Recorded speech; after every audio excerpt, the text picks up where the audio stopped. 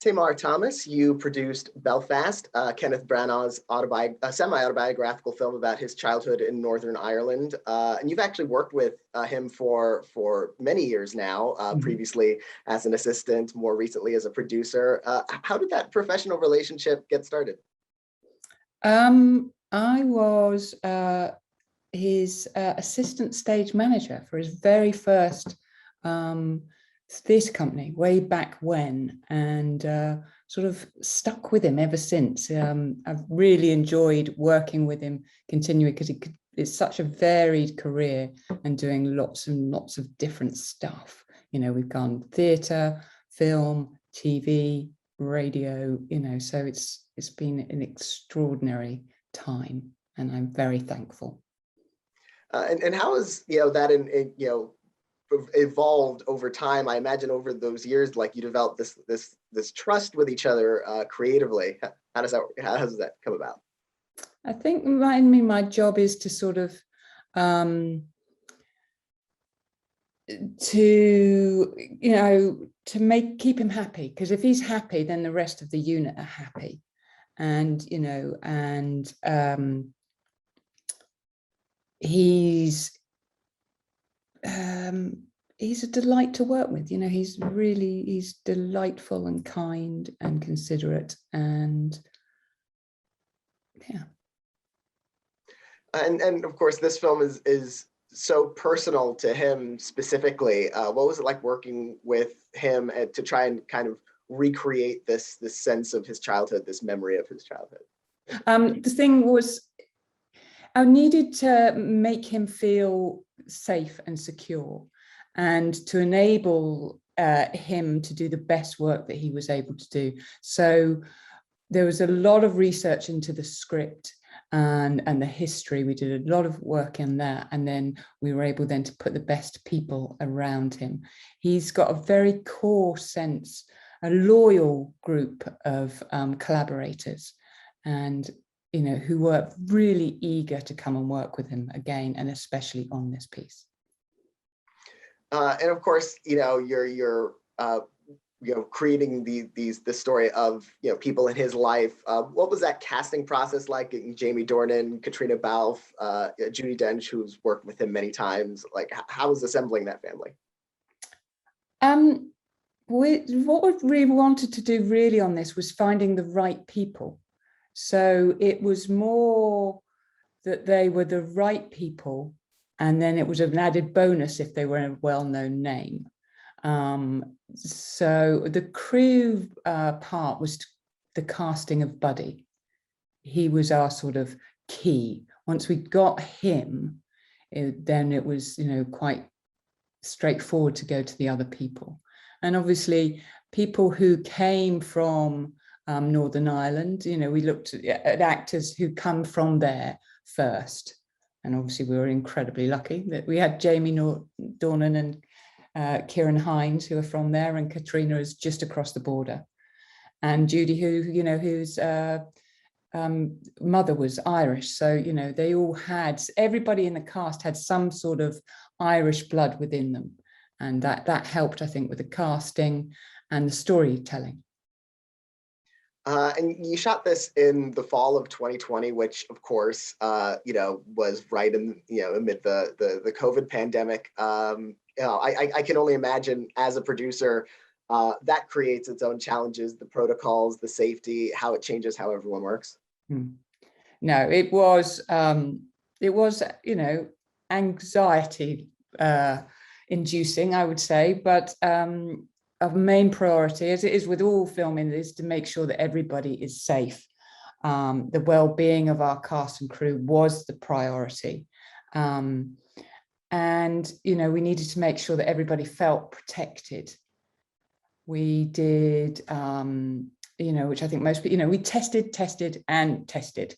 And we had zones, and therefore different people had their different coloured armbands, so you knew if you could cross into different zones. And we cleaned, and fogged night and day. I'm sure that everybody's doing all the same things. And we put the cast into one hotel. And what happened was, because of all of this, there was a great sort of feeling of family across the whole unit. It did bring everybody together, really in a very nice way. And you shot in, in Belfast, also in England. What was it like balancing those locations to create this kind of unified sense of this neighborhood and this place? That's the cleverness of Jim Clay and our wonderful Northern Irish location team, who were fantastic, who would just took on the challenge of, working in COVID creatively and also with, restricted budgets. Did an incredible job, which I'm forever grateful.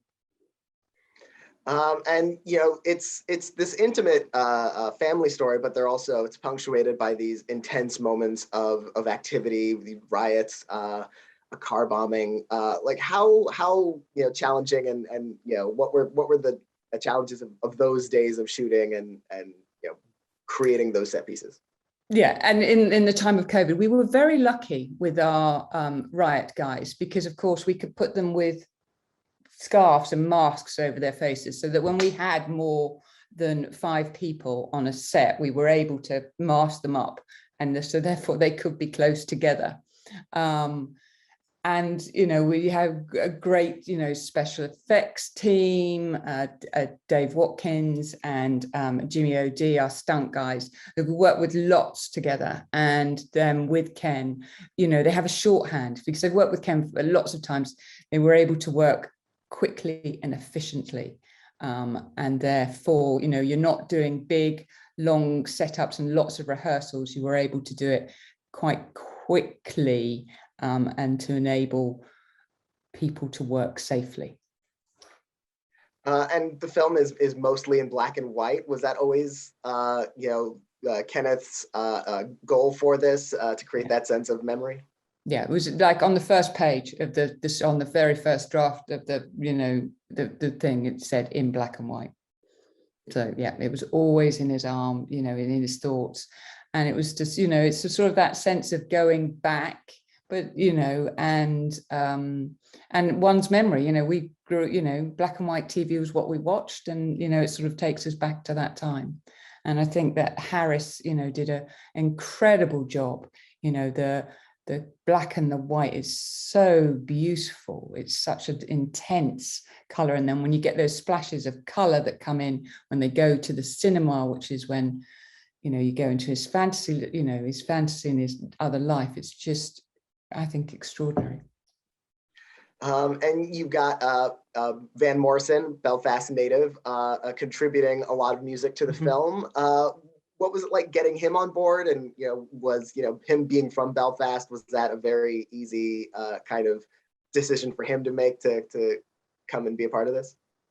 It was an easy decision for us to make, that we wanted him from the very beginning. So we started off, as soon as we had this draft of the script, was to try and persuade Van to come join us. So he got a very, he was one of the first guys to ever get a draft of the script. And he read it and he loved it, and he spoke to Ken, and he calls himself a local man, and he's respected over there. He calls himself a corner boy. He had understood what Ken was writing and got it, and he wrote the first song for us, just sent it over and said, would this work? It was beautiful. And then, it was very collaborative on the songs that we wanted and getting the licensing and the rights for that. He's been great. And as you mentioned, there are scenes where, the characters are at the movie theater, and we're getting a sense of sort of this young boy's inspirations from film. Were there, what were the rights, and kind of a process for those films and those clips? Because at first, in one of the first drafts of the films, Ken had quite a lot of films in there, and as the rights issues came up, some of them got dropped because they were very difficult to get or too expensive. But I have to say, the films that we have included there, the rights holders were fantastically supportive, and we've been incredibly lucky. And yeah, no, they've been great with us, really great. We're very, very thankful. Well, I want to congratulate you on this film as it's recently released and chugging along in the awards conversation. And thank you so much for talking with me about it. It's been a pleasure. Thank you, Daniel. Thank you for your patience with my lack of eloquence at the beginning. No worries. Bless you.